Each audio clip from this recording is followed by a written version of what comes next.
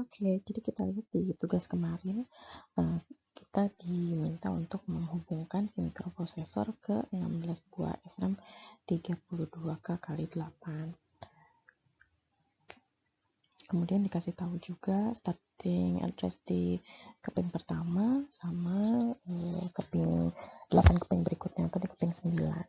Terus juga dikasih tahu pin-pin apa saja yang harus kita sambungkan. Dan di soal juga diminta bahwa kita harus pakai decoder 3 to 8 sebanyak 3 buah. Jadi dari sini pertama-tama yang kita perlu lakukan adalah mencari range address dari setiap keping memorinya. Kita tahu bahwa ini tadi di soal 32K, maka 32K itu adalah 2 pangkat 15. Dari 2 pangkat 15 kita ubah ke biner dan hasilnya dalam hexa adalah 7FF. Sehingga untuk satu keping memorinya range-nya adalah 7FFF.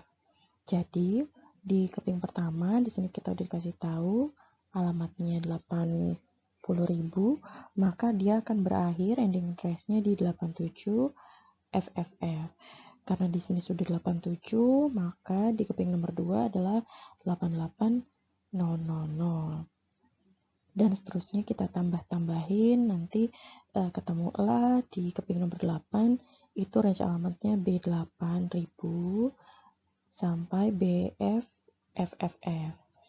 Kemudian lanjut ke keping nomor 9. Di sini keping nomor 9 mulai dari C000H sampai C7FFFF. Dan kita tambah-tambahin juga berakhir di keping nomor 16 F8000. Mulainya dan akhirnya FFFFH.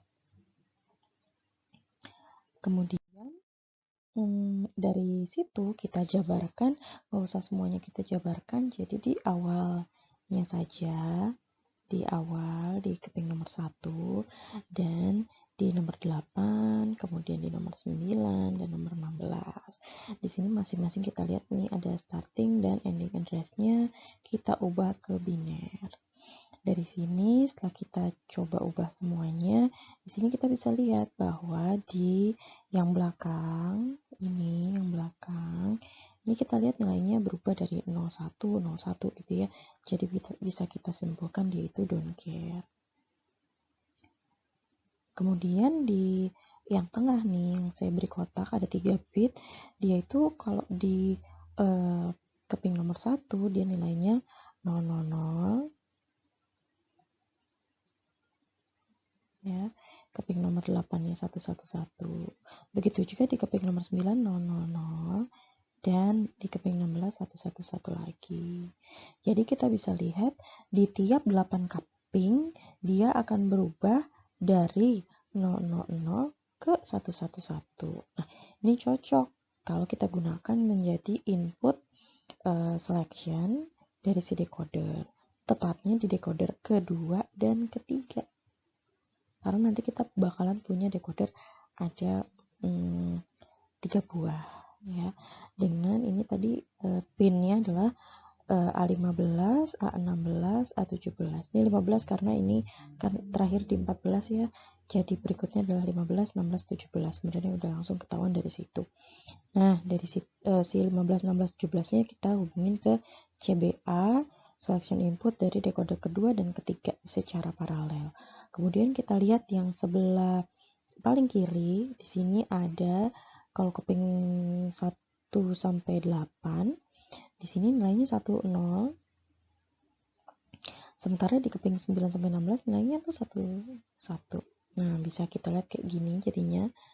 Kita bikin summary-nya. 10 dan 11. Ini kalau kita ubah ke biner jadi 2 dan 3.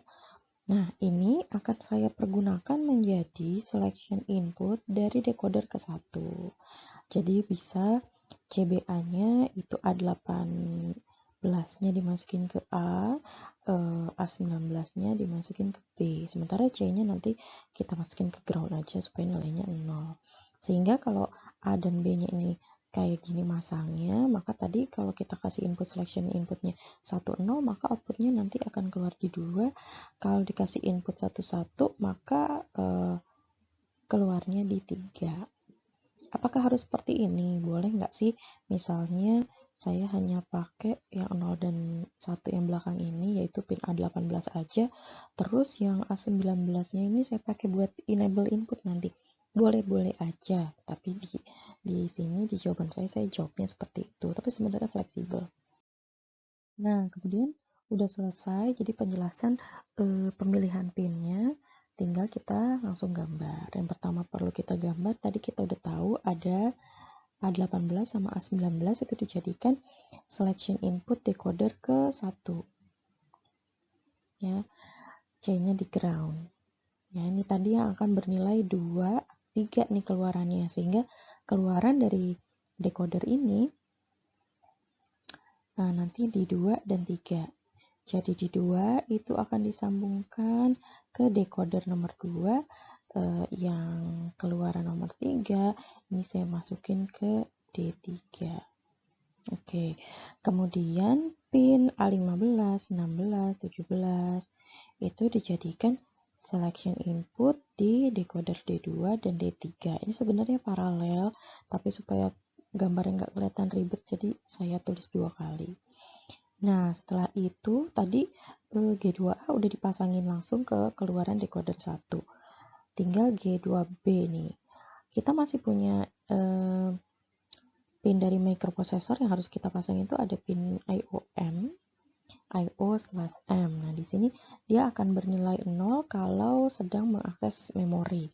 Nah, jadi ini bakalan nilainya 0, jadi cocok kalau kita pasangin ke G2B. Jadi ini diparalelin aja sama-sama ke G2B.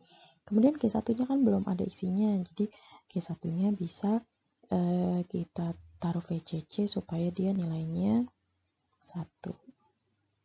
Oke. Oh iya, ini yang di depan belum dipasangin juga, jadi sebenarnya ini bisa juga begini, langsung aja. Jadi G2A sama G2B-nya tuh dipasangin langsung ke IOM, sementara G1-nya nanti kita ke ground. Gitu ya. Berarti udah semua, sama kita lihat di sebelah kanannya. Jadi ini setiap keluaran decoder di D2 dan D3 itu kita langsung pasangin ke masing-masing keping memorinya. Jadi yang pertama untuk memori yang pertama, dan seterusnya untuk yang kedua, 3, dan seterusnya sampai 8. Di decoder ketiga itu akan disambungkan ke keping nomor 9, dan seterusnya sampai nomor 16. Dan karena tadi kita disuruh ngerjainnya kan soalnya itu untuk SRAM. Di SRAM itu bisa dibaca dan bisa ditulis. Jadi dia punya pin OE, pin output enable, dan WE atau write enable. Nah, OE-nya outputnya kita pasangkan ke pin RD-nya si mikroprosesor, sementara pin WE-nya SRAM kita pasangin ke pin WR-nya memori. Oke, jadi sudah lengkap gambarnya.